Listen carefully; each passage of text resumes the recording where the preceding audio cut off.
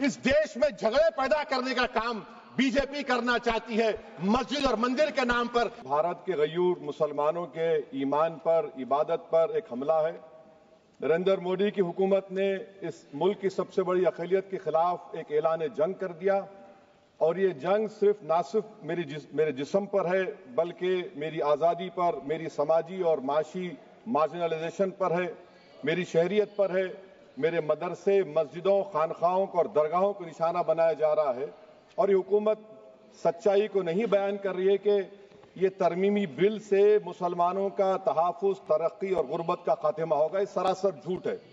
Sir, अगर आप आइन के आर्टिकल 14 को देखेंगे तो उसमें लिखा हुआ है इक्वल प्रोटेक्शन।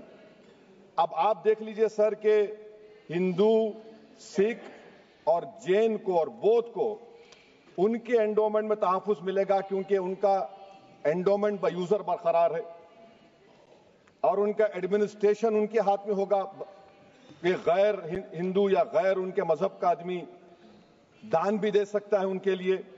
और एंडोमेंट बोर्ड का तहफ़्फ़ुज़ भी मिलेगा क्योंकि उसके ऊपर ओवरराइडिंग क्लॉज अप्लाई नहीं होगा, लिमिटेशन का कानून उस पर अप्लाई नहीं होगा।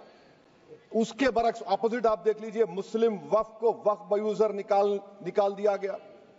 एक मुस्लिम वक्फ की जायदाद पर कब्जा होगा, लिमिटेशन लगेगा तो जो एनक्रोचर है, जो खाबिज है, वो रातों रात मालिक बन जाएगा और एक गैर मुस्लिम वक्फ बोर्ड को एडमिनिस्टर करेगा। ये आर्टिकल 14 के इक्वल प्रोटेक्शन का वायलेशन। अब आर्टिकल 14 में सर इक्वालिटी बिफोर लॉ भी है और उसका कैसा वायलेशन हो रहा है कि कोई आर्बिट्ररी स्टेप नहीं ले सकता और कोई भी ऑफिशियल किसी भी तरीके से गलत आर्बिट्ररी फैसला नहीं लगा। यहां पर आप एक डेजिग्नेटेड ऑफिसर को रखकर वो फैसला लेगा कि ये जायदाद वक्फ की है, गवर्नमेंट की है। क्या ये प्रिंसिपल्स ऑफ नेचुरल जस्टिस के खिलाफ नहीं है जिसका तकर्रुर एग्जीक्यूटिव करती है? ये हमारे theory of separation of powers Bharat के आइन का बेसिक स्ट्रक्चर का हिस्सा है। क्या इसका वायलेशन नहीं है? मुसलमानों को दूसरे दर्जे का शहरी बनाने का इनका मकसद है। सर, अगर आप हिस्ट्री को पढ़ेंगे तो महात्मा गांधी उस वक्त के व्हाइट अफ्रीका में सफेद फार्म अफ्रीका के कानून को महात्मा गांधी ने कहा था कि ये मेरा कॉन्शियंस इसको मानता नहीं है, मैं इस कानून को कबूल नहीं करता हूं। तो महात्मा गांधी ने क्या किया? उन्होंने उस कानून को फाड़ दिया। तो मैं गांधी की तरह इस कानून को फाड़ता हूं।